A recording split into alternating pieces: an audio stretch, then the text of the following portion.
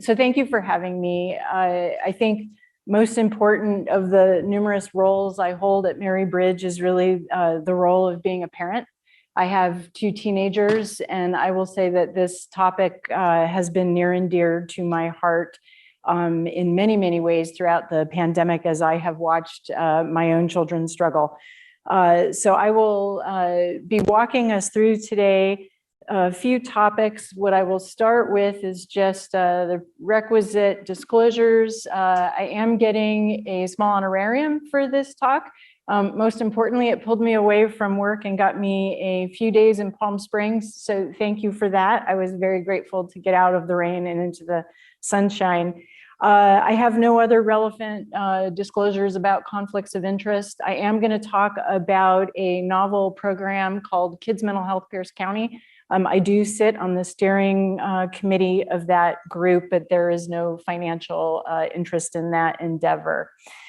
Starting out with the objectives, my hope is to really describe what I think we've all been seeing, but to put a little bit more factual basis and context to the pediatric mental health crisis.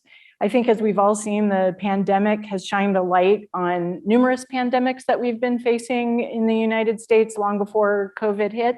And one of these is the pandemic of the pediatric mental health crisis. So I'd like to go over that and the decade that predated COVID that we were slipping into this challenging issue, as well as how the pandemic has exacerbated what children and our youth are dealing with.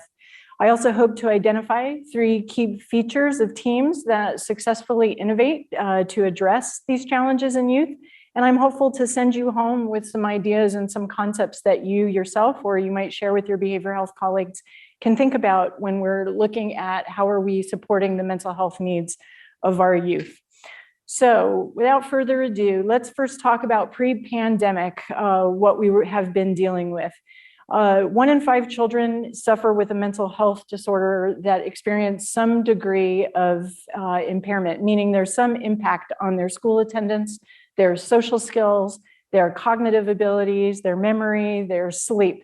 So approximately 20% predating the pandemic. 1 in 10, about 10%, were struggling with significant impairment, unable to attend school, waiting in hospitals for PICU or inpatient admission.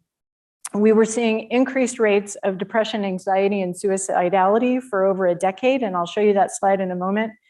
Suicide has become the 2nd leading cause of death in the age group of 9 to 17, which is just staggering and frightening. And if something doesn't compel you about that, then I really think you need to look more closely at those statistics, because it hurts my heart to think about that and to address it daily.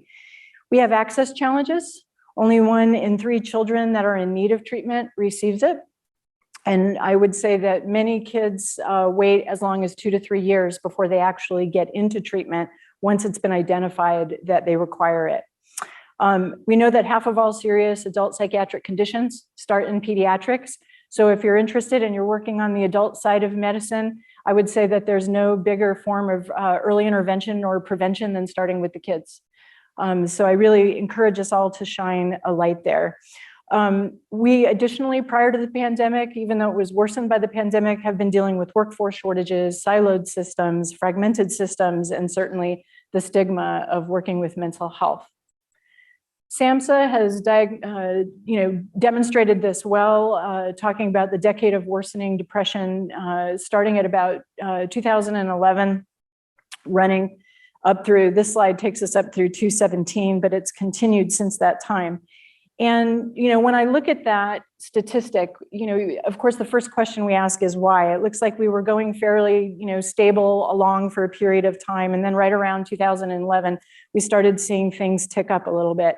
And I see 3 or 4 factors that are coalescing there that I think is in part explaining this.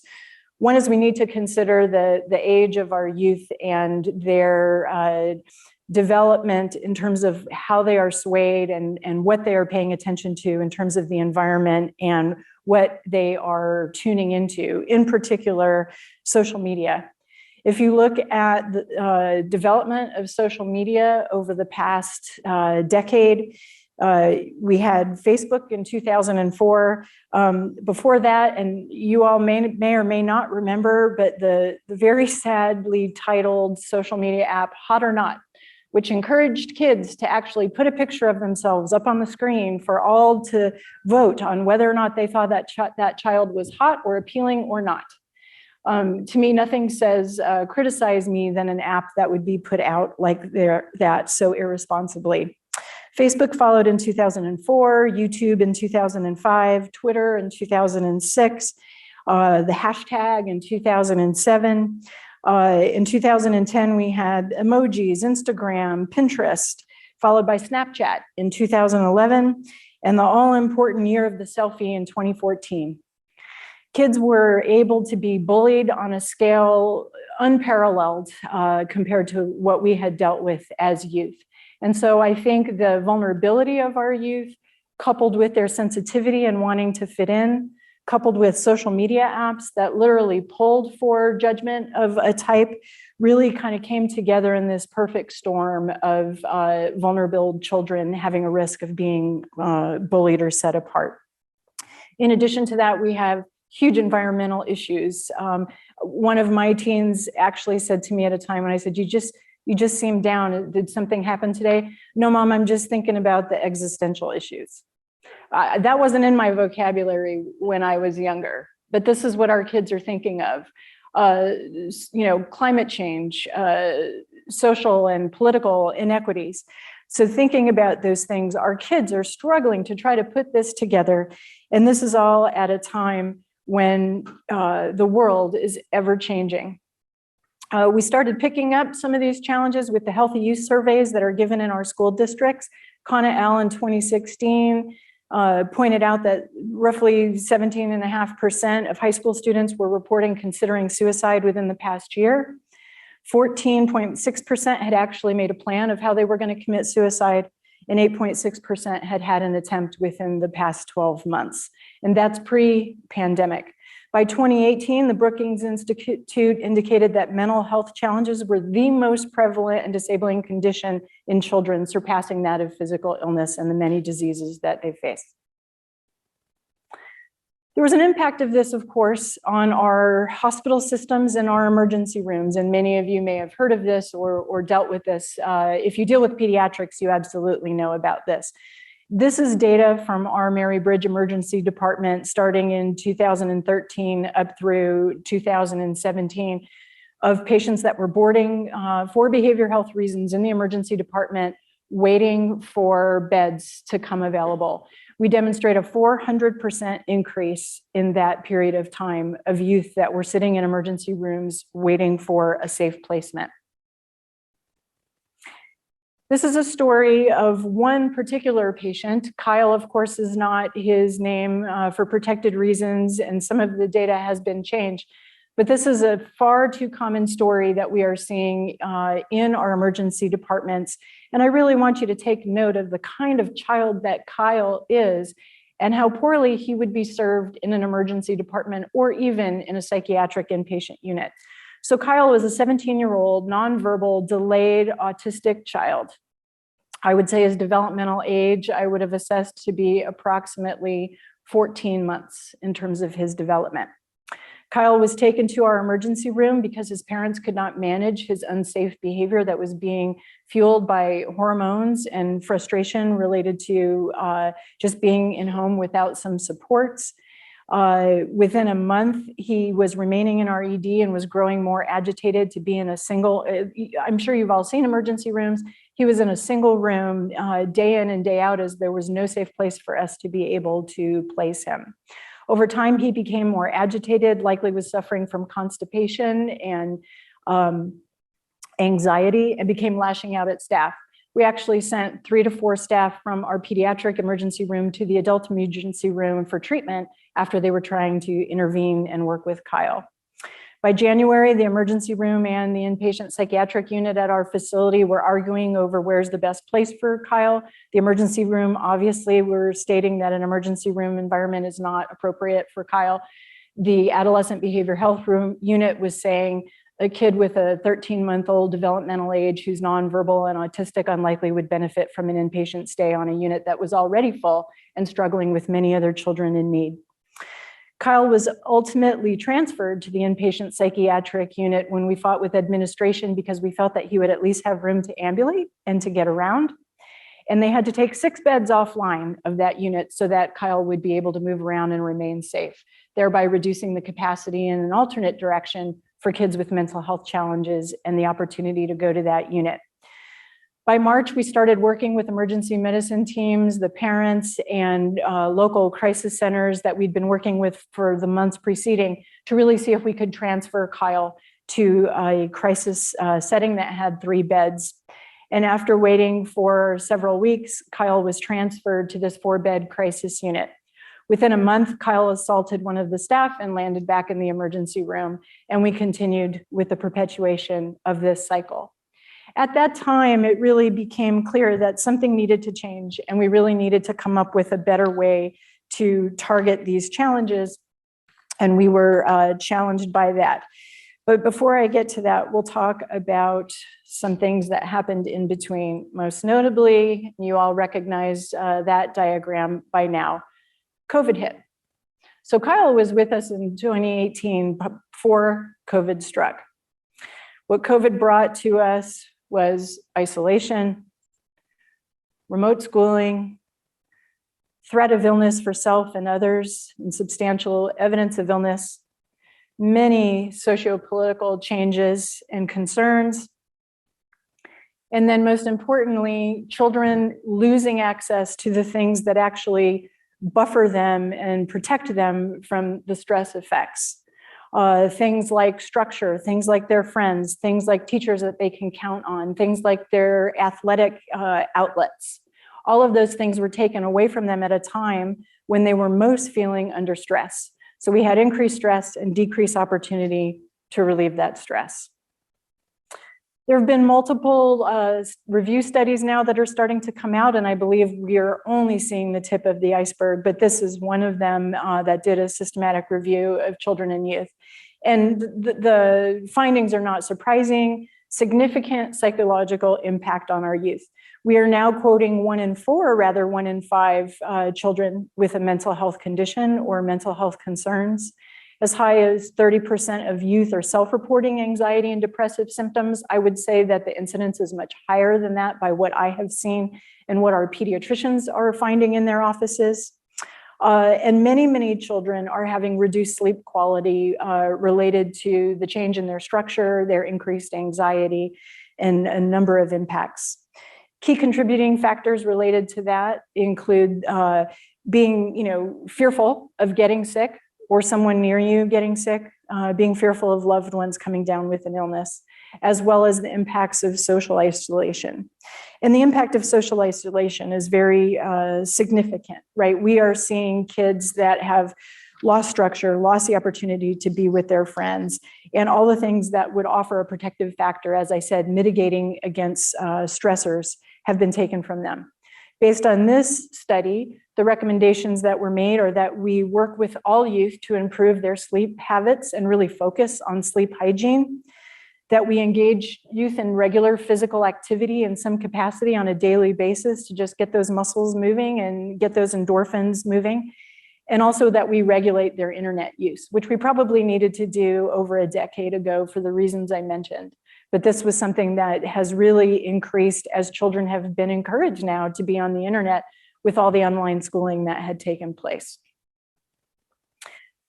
I would be remiss if I didn't talk about the overwhelming losses that we've been experiencing in the US, largely with adults that have passed related to COVID, but many of those adults have children.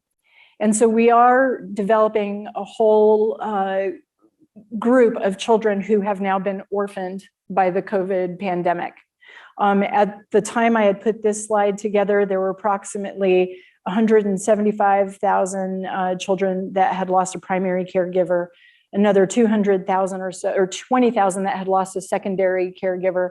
I would guess at this point, at least 250,000 children have lost a caregiver related to the pandemic.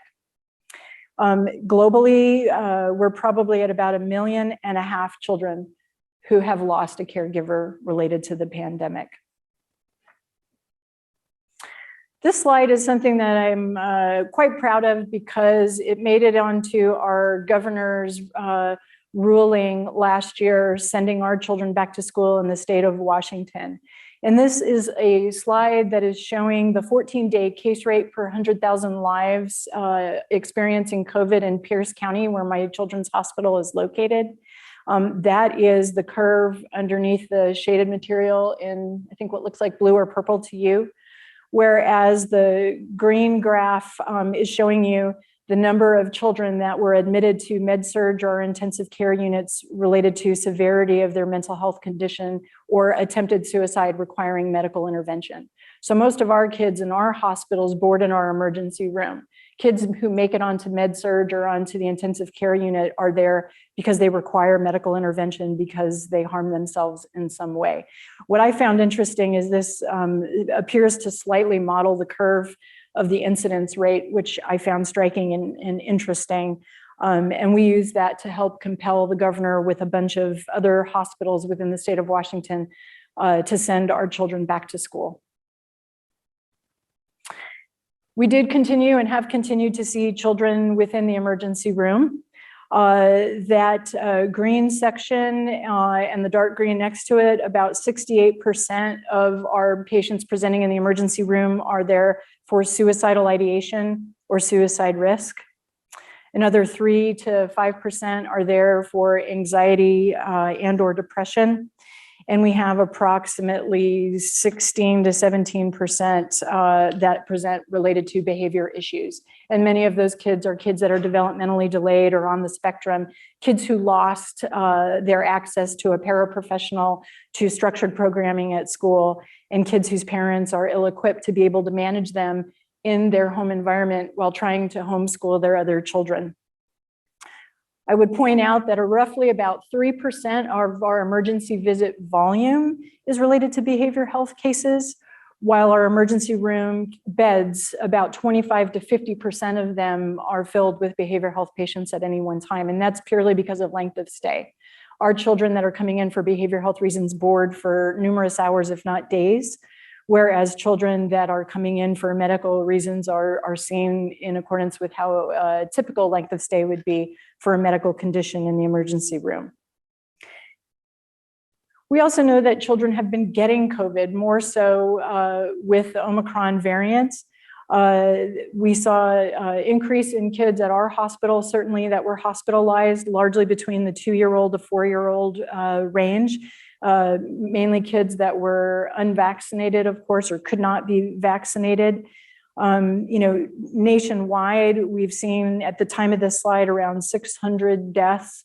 We see multi-syndrome inflammatory syndrome. We also are finding that kids are at heightened risk for diabetes if they've had COVID. And we are also finding that kids can suffer from long COVID. So certainly the, behavioral health aside, the disease itself is impacting children. And then we can look at what happened with the COVID at home. I would say if any of you here in the audience are a parent, I want to commend you and tell you that you're a superhero in my book, because you've worn more hats and played more roles than you ever have before. Our parents have been technology support, counselors, school teachers, playmates, social coordinators, anxiety preventers, counselors, you name it, and parents have been called to do it. And so while this slide is a little bit put up there in sarcasm, I think parents being called to take this on was no short order, and it took a mental health and has taken a mental health impact on our parents as well. And we know that stressed out parents and stressed out families can lead to stressed out kids. This slide is a slide I've used when I've talked about the stress response in young children. We know that with sustained stress, there is a neurochemical impact. Cortisol increases, norepinephrine is increasing, and the body is preparing itself for this fight or flight response. But what happens when you're in a pandemic that's lasting not days or weeks or moments, but multiple years? What we see is that these kids have this heightened sense of stress, that it continues to present. Over time, they just feel more agitated. They may have just, free-floating anxiety symptoms and not necessarily know what to attach it to. They may have somatic symptoms, butterflies in their tummy, feeling their palms are sweating, having a typical anxiety response in the absence of really understanding what that's connecting to, because this is going on so long. And in the end, ultimately, what this looks like are kids that just seem or appear to have been hijacked by their emotions, where they're hyper responsive, they're responding very quickly to things, and they may not understand why. So you have these sort of high-revved kids that are just living in this fight or flight state. With school-age children, what we're seeing, and this is not uncommon, are kids that may shut down or communicate in the manner that's most easily accessible to them. In young children, that's behavior. Young kids are much more able to react with their behavior than they are to put into words what they're feeling when they're under the heat of the moment. Adults are no different. Anytime you may have slammed your fist, slammed a door, you have more access to those behaviors than you do to put your words in, your feelings rather, into words under those circumstances. But children far less, because they lack the inhibitory control that we would have harnessed as adults. We may also see that kids resort to pleasurable or avoidant activities versus things that are more challenging, like sitting in front of a screen time and time again. Finally, we may see that kids attribute blame for an emotion. When you have that hyper revved up, irritable, anxious state, I tell the kids I work with that it's almost like a little chewing monster, or like a Pac-Man that's kind of just looking for what it can attach to.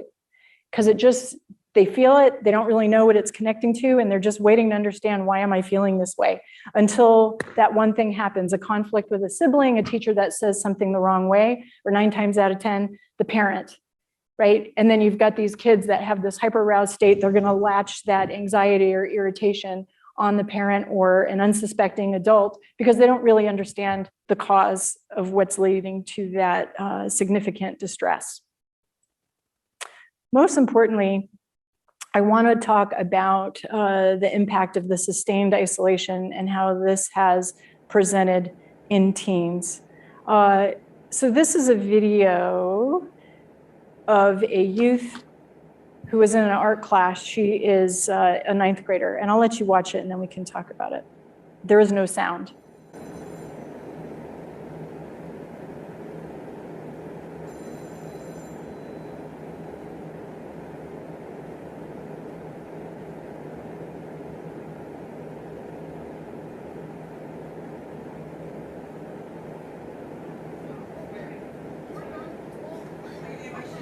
Like a burst and then I'll jump on it. I love being a teenager. Hands on me! Hands on me! Hands on me!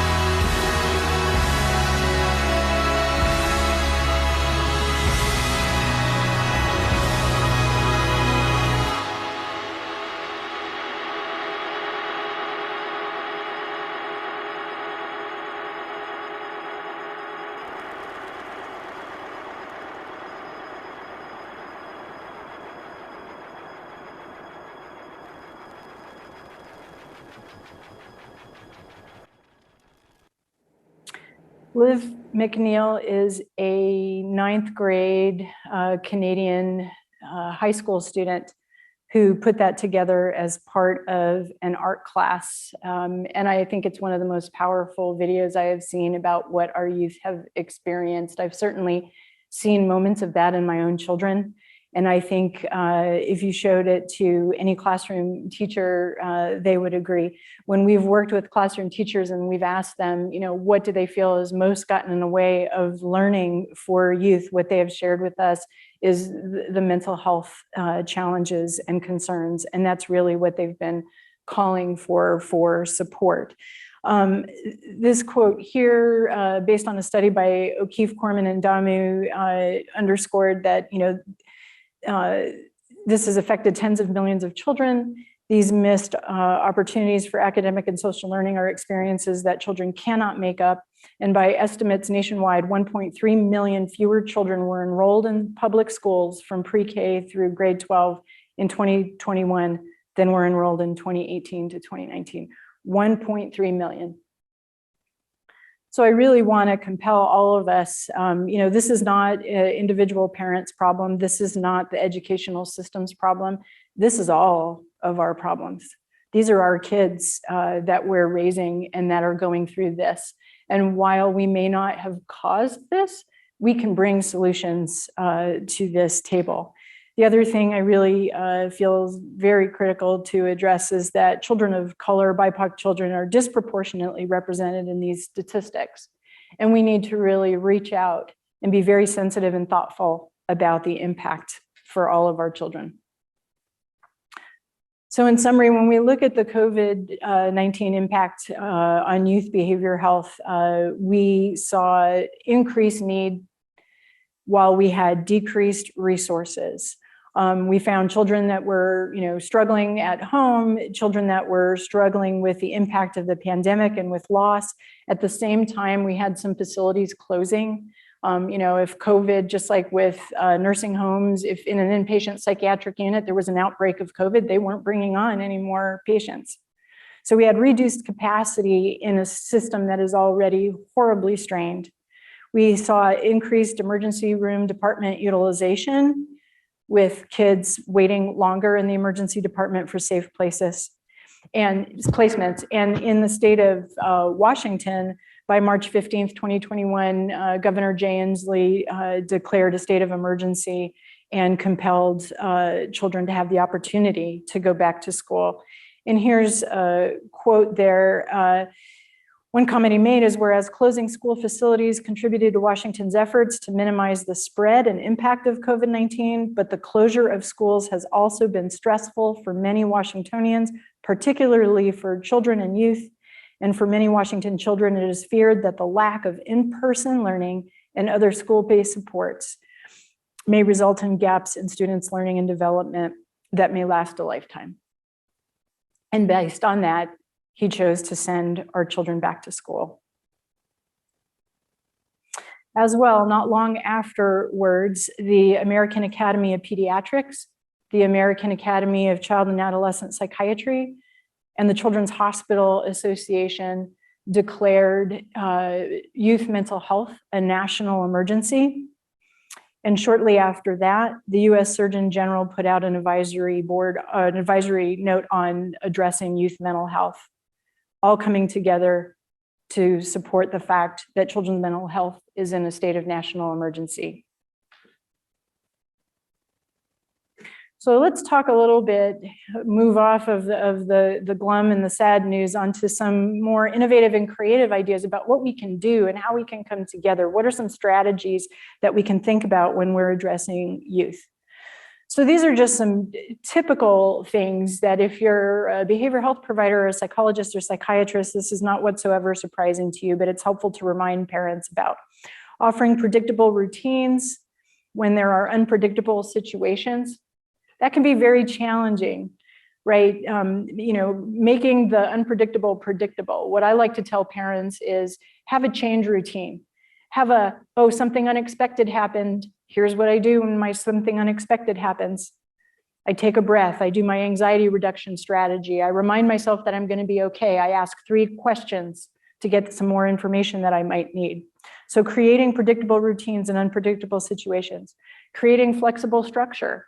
Flexible means we don't have to be rigid about it, but at least having child know what they might want to expect gives an opportunity for them to feel like they have a sense of mastery. Offering some cognitive activity, keeping those brains busy, offering physical activity, allowing downtime and fun. Of course, that's critical in child development in general, and focusing on what can be done versus what cannot.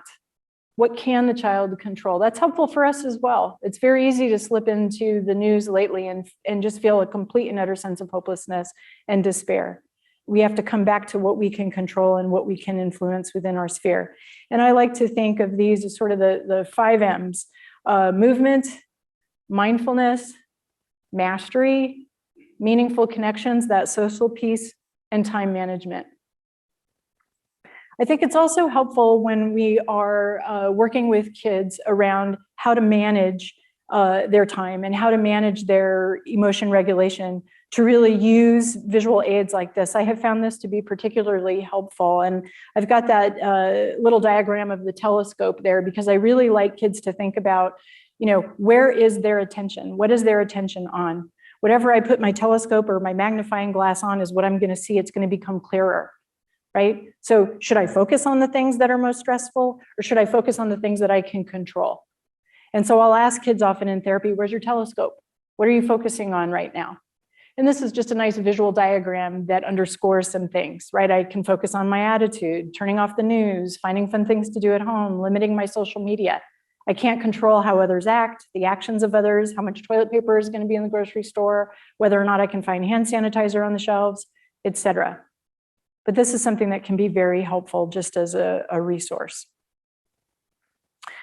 I want to talk about some site-specific resources as well. So in terms of dealing with crises at school, when we're working with school systems, one of the first things that we like to underscore is really making sure that kids are armed and that adults and teachers are armed with crisis numbers and stress management apps. There are a number of stress management apps on phones now. When I work with youth, I encourage, my mantra is if a child is old enough to have a phone, then they're old enough to have crisis numbers in it. Because kids will go to kids before they will go to adults about thoughts of suicide or thoughts of being distressed or things that may have gone through their mind. And we really need to arm kids in the moment with what they need to address those concerns. So I would really encourage you to put those things in your phones. And if you don't have them, I will share with you, if you have a pen and paper handy, that 741-741 is the teen text line. If a teenager texts help to 741-741, they will get an immediate response with a trained crisis counselor. If a teen calls 1-800-273-TALK, 8255, they will get connected with a national crisis worker that will connect them with a crisis response local to their area. If an LGBTQ youth calls 866-488-7386, they will get someone trained in LGBTQ issues who can respond to them in a crisis. These are the numbers I tell all my patients and my own kids to have in their phones, if not for themselves, then for their friends in a time of need. We're also encouraging all schools to have increased counselors trained in mental health first aid, as well as teachers. And I encourage all to have community-connected crisis response plans. How does a child go from a blowout in the school to the counselor's office to mental health versus to an emergency room or to a juvenile justice setting where many may land? In primary care, we're incorporating mental health screening, routine depression screening for kids that are coming in for well child checks. I would encourage that a PHQ 2 or 9 should be done for every kid on every visit, because suicide and depression don't just present during a well child check. We encourage collaborative care, which is an embedded form of behavioral health that looks at a primary relationship between the patient, the medical provider, and an embedded behavioral health worker, with the opportunity for consultation psychiatry, with treatment to target scores based on PHQ scores or SCARED or other measures. that a psychiatrist can use to see if the treatment is being effective. And we encourage all of our primary care sites to have a connection to their crisis services. In terms of acute medical settings, we encourage behavioral emergency response teams. This is not code strong. This is not sort of the show of force. This is individuals that can respond, that have mental health training in de-escalation. At Mary Bridge, we also have a behavioral emergency rapid response team that's comprised of just administration so that we can tee up what we need in terms of rooming, resources, support to make sure that everything that's needed for our teams to work with youth effectively are there. We encourage hospitals to have reduced risk or safer rooms, anti-ligature, safe places where kids can be with room to ambulate. Look at proactive success plans. How do the children communicate? We ask parents, how do your kids respond in distress? What calms them? What soothes them? And can we have access to that? Can you bring that in for them?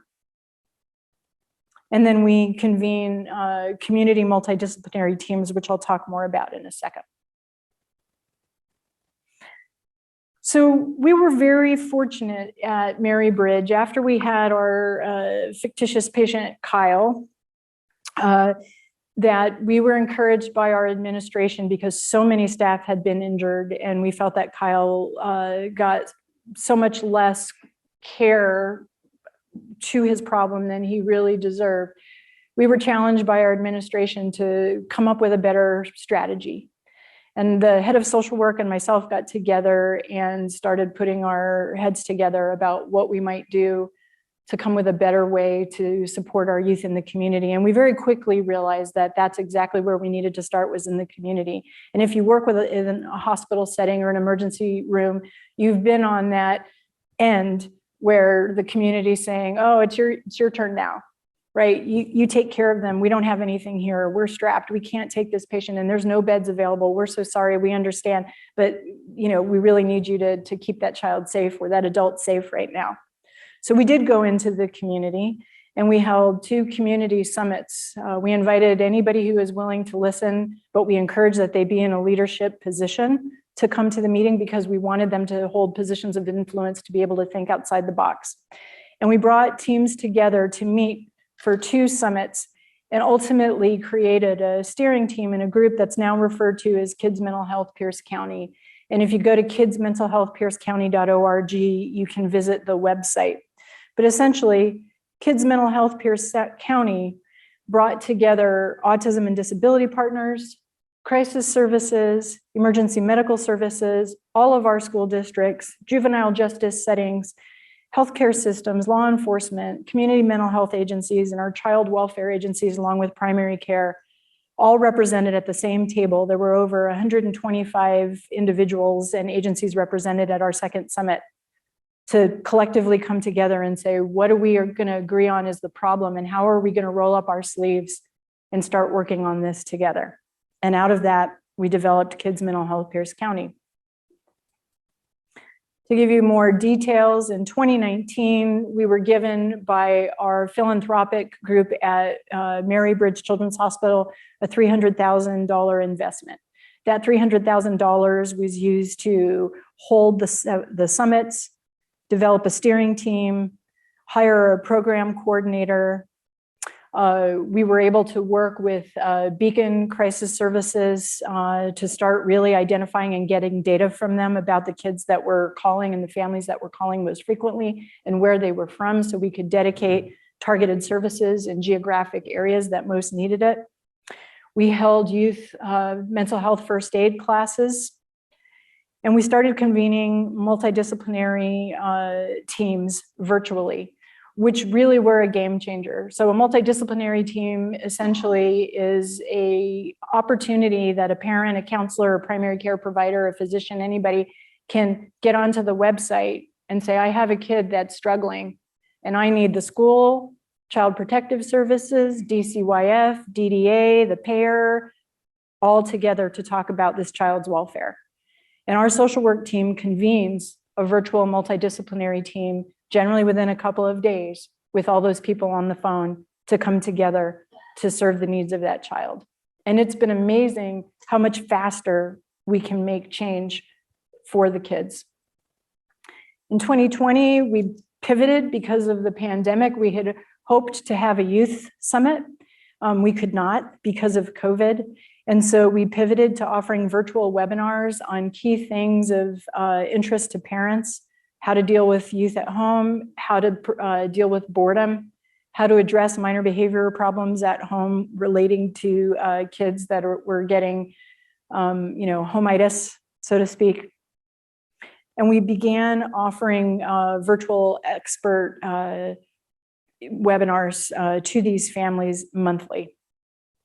We also found that our local community navigation system began using Kids Mental Health Pierce County as the single point of information dissemination, which was helpful just from a standardization approach.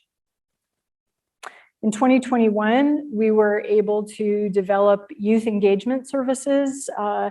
I was able to partner with a colleague of mine to write a grant with the Office of Superintendent of Public Instruction in the state of Washington. And we were granted $500,000 to partner with our largest school district in the county. And utilizing their funds, we were able to hire care coordinators and social workers who then could take referrals from counselors and based on a tiered system could offer referral and access, multidisciplinary team convening, and in the highest and most intense need, 90 days of supportive intervention, which could be at the home, at the school, or wherever was needed. We started with Yes Tacoma. We now have branched out into Yes Puyallup, another district, Yes Sumner Bonnie Lake, and there are 2 additional districts that are planned within Pierce County. This model currently is being looked at as a potential statewide model. The type of referrals that are coming into Yes are largely for depression, anxiety, 65%. 15% of the referrals are for kids that have experienced some form of trauma.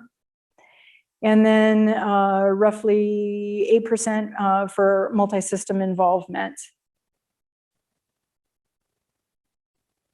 In 2021, we held 50 community MDTs, so roughly one a year, or one a week rather. We've had just under 200,000 unique website visits from unique users, some from out of state. We have just under 2,000 individuals that subscribe to our newsletter that offers information on updates in mental health. We've had over 1,000 webinar attendees, and we served 400 students in the Yes program. When we look at Kyle's story now, with Kids Mental Health Pierce County and things like the Yes program, this is more what we ultimately want it to look like. Kyle's identified at school or at the home as needing increased support. Kyle's school counselor puts in a referral through the Yes website to Kids Mental Health Pierce County. A multidisciplinary team is convened, pulling all the key stakeholders together to discuss Kyle's care as our child, not this agency's child or that agency's child. Kyle's parents in the school begin receiving increased DDA and behavioral supports. And within a month's time, Kyle's continuing to receive coordinated case management services that communicate with his primary care provider, his parent, his school. And he has psychiatric consultation available through primary care to make sure that any medication adjustments that need to be made are occurring. So that's what we're moving toward. Future models, and this is not just unique to us, this is actually a model that was diagrammed by Cohen Children's System from Northwell Health in New York, looking at really a fully coordinated system of care, looking at linkage hubs and the use of care coordination to really have everybody that works with kids coming together and to have embedded behavioral health where kids live, right? Where they play, at school, coming into primary care, the places that they're most frequently seen. So I do want to set some realistic expectations. It's fun to sit here in under an hour and act like I went to A to Z in that amount of time, but this has been a 3 to 4 year endeavor. We started in 2017, identifying what our problem elements were. We met with local and national experts in innovating within child issues, behavior health, anybody that we had heard speak at ACAP and other national conferences, and we called them and held interviews. We reviewed the research. We did lit reviews to look at what were the best models out there and who might we learn from. We brought in strategy and innovation expertise to drive community solutions. We brought in, mediators to help organize us. And then we did some systems change measurement expertise to really think about what did we want to look at and how did we want to prove that we had gotten where we were hoping to get. So in terms of successful program elements, I think having a community approach and strategy that involves all your stakeholders, right? Having an agreed upon problem. You need to have a backbone agency. Fortunately, Mary Bridge has been willing to be that and is the convening entity that brings all the community partners together. You need commitments of stakeholders. Everybody that participates on Kids Mental Health Pierce County, they're not getting paid for it. Kids Mental Health Pierce County is a labor of love and people who are rolling up their sleeves because they've seen kids struggling and they know that this is what needs to happen. And of course, it's always important to have outcome metrics and measurements, right, to promote your work and to encourage sustainability. As we look into the future, these were some key statistics and red flags or just thoughts put out by Washington State Department of Health that I think continue to fit for any of us. We know that there will continue to be significant behavioral health symptoms in the years to come. We are seeing a new COVID-19 psychosis diagnosis that's being discussed in the elderly. I think that, they're still looking at that to understand really what the etiology is of that, but it's happening often enough that they've deemed it with terminology. We're moving out of the those of you who work in disaster recovery, we're moving out of the disillusionment phase and more into the reconstruction and recovery phase, really looking at, okay, but now what? Now what do we do? And I think that's helpful, but I think we need to be prepared and ready for it. And I think the speed and experience of this process is going to, relate to a lot of things, absolutely. Communities, demographics, readiness for change. We expect there to be continued one-year anniversary reactions to the pandemic, and when individuals may feel they hit that 1 year can vary on when they were impacted. It can be when they lost a loved one, when their kids were sent out of school, when they lost their job. There can be a number of factors when that clock started ticking individually. We expect there to continue to be general fatigue, exhaustion, and just feelings of being overwhelmed. And how many of us have just been, I'm so done with this pandemic, and yet we're still here. We're still having to deal with it. We expect with kids for there to be continued sleep problems, pandemic apathy, maybe even some acting out or increased risk-oriented behaviors as kids just decide I've had it. And I do worry about, as mask mandates are removed, that we may just, see kids just wanting to run loose, and understandably so, but I think we have to combat that with continued education about risk and keeping themselves and others safe. It's certainly not without hope, and I hope I haven't left you feeling like it's without hope. I think that if anything, what I most want you to walk away with is that it takes every single one of us here. And if you don't have children, I'm sure you know a child or you know someone who has a child. And I think we all need to reach out and be on guard for kids, because I will tell you that the vast majority of kids are struggling. There was a period of time in my own home when our now 19-year-old slept on our floor for about 6 months of time in a twin mattress on the floor, just because he was feeling so despairing and so anxious and didn't know what to do. And he just literally could not sleep because of the incessant wheel that was playing in his head about, what if I never go back to school? What if I never get to see my friends again? What if my grades are down forever? And we spent time rewatching every Frasier episode of Friends, anything we could do to him, for him, so he'd have his mind preoccupied and could fall asleep. And he did, and we did too. And now he doesn't need to sleep on our floor anymore. So we got over that hurdle. He's happily at college.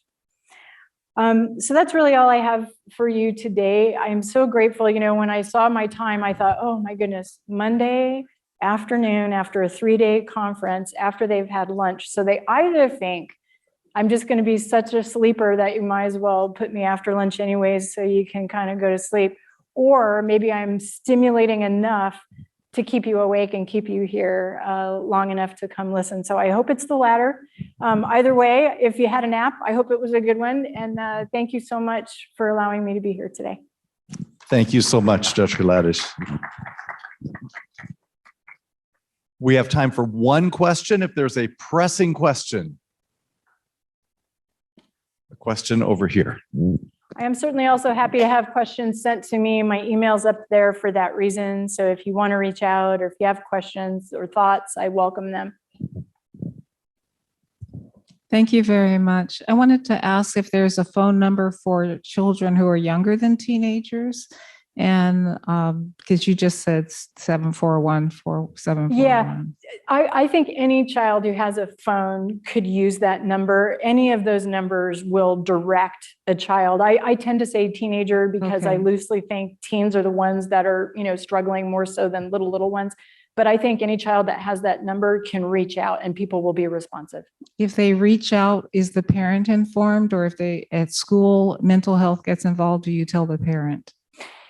That's a really complex question. So the short answer is, we as mandated reporters, if anybody has a child that, reports and is a youth in crisis that's having suicidality, that frees anyone up to act on behalf of that child and contact a parent, contact emergency medical services, do whatever they need to do to keep that child safe. However, we also recognize when we're working in behavioral health with teenagers that if they think it's an automatic call back to mom, they're not necessarily going to feel comfortable talking. And so the individuals on those lines are trained to really, work with that and check that out. So it's not a yes or no question. It's really based on risk, but there is a risk assessment that is done. And then dependent on what state the child lives in and, what the legalities are of when you can or not divulge to a parent, they'll let them know. I know that's not a straight answer, but that is sort of the answer.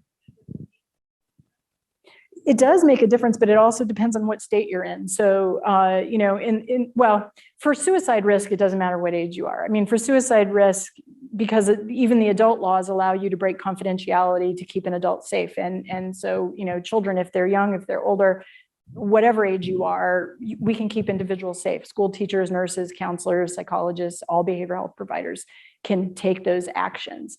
Where it gets a little bit dicey is if you deem that the child's not at risk, imminent risk, and you're trying to maintain their confidence. In the state of Washington, the child falls under the adult law for mental health protection at age 13. We're one of the youngest states, which is really challenging with parents. So it's mental health, reproductive rights, and drug and alcohol use, all at age 18. So my first visit with kids is usually to sit down with the parent and say, everything you want to know, I probably can't tell you, but I want you to know that I will always approach your child and try to get them to work with me and with you together.